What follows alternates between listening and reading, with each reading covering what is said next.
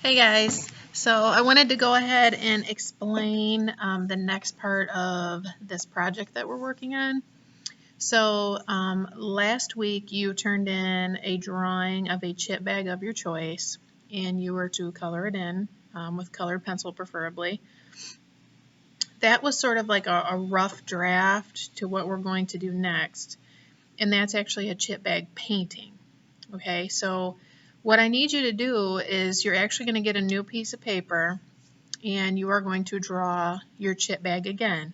Now, let's say you're like, I do not want to draw that chip bag again. It was hard, or I'm just tired of it, or whatever. Then go ahead and pick a different chip bag.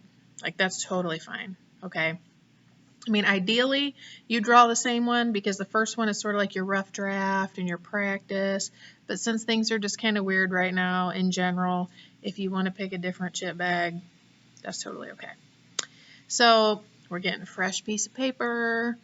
We are looking at an image of a chip bag, either the same one you looked at before or a new one if you want to mix it up. Drawing it with pencil lightly in case you need to erase. Getting everything good, okay, the way you like it. The next step then is you are actually going to paint it. Now, if you are in art class, like because you're coming back to school, I will talk to you about what kind of paint we're going to use. I will get some paint ready for you. I'll explain those things to you. If you are not at school on a day when we explain those things, you can use the watercolors that you've been using for other things, because everyone should have watercolors at this point. And if you don't, remember I have supplies here too that you can use. So if you're at home when it's time to paint, you can use the watercolors. If you have other kinds of paint at your house, either like acrylic or tempera, and you want to go ahead and try using that, you can. And again, the thing is though, you might not have the exact right colors, right? So you'd have to mix some of your own colors. And that's where that color wheel comes into play that we've been talking about, okay? The color wheel can help you figure out how to mix your colors.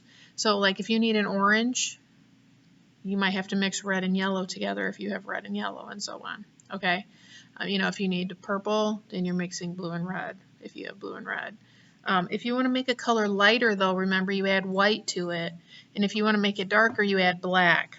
Okay, and the rule is when you're mixing paint, and right now I'm talking about acrylic or tempera. Okay, when you're mixing paint, you always want to start with your lightest color first. So like if you're mixing in a little cup, if you're trying to make a light green, you would put white in that cup first because white is lighter. And then slowly add the green to it and mix it until you like it. You don't ever want to start with the darker color first because it takes a lot of white to try to change green and make it lighter. But if you start with white and add green, you're going to notice a change really fast, okay? So people tend to waste more paint when they put the dark cup or dark color in the cup first. So always start with your lightest color in the cup first. Let's say there's a color that you need and you're like, I do not know how to make this color. That's when you need to reach out to me. So if you're not at school or if you're staying virtual, if you don't know how to mix a color, I can help you through that. You just need to email me the image of the chip bag and say, how do I make this orange, or how do I make this green, or whatever, and I will walk you through the process, okay? Now, like I said, though, you may just use the watercolors, okay, and that's fine. It's going to be harder to match the right colors with watercolors because watercolors come out really like light and see-through looking. They're not going to look just like the real chip bag, so you just do the best you can if you're using the watercolors.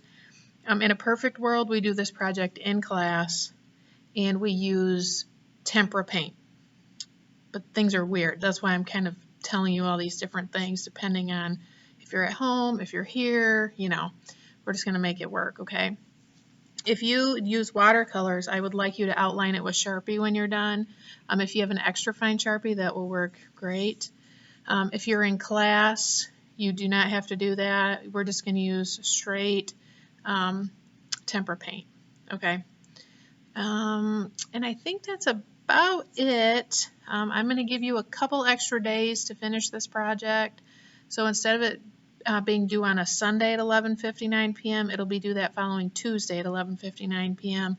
And that information is also on the classwork tab on the assignment for this. You can see like exactly what day it's due. Okay? If you have any questions, let me know. See ya.